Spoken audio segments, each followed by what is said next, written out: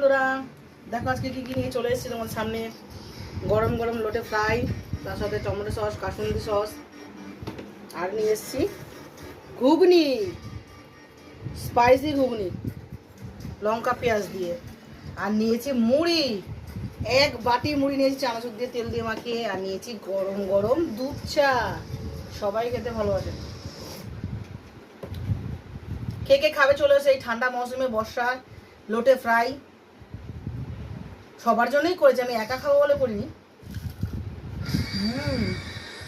ফাটাফাটি না, গরম আসো।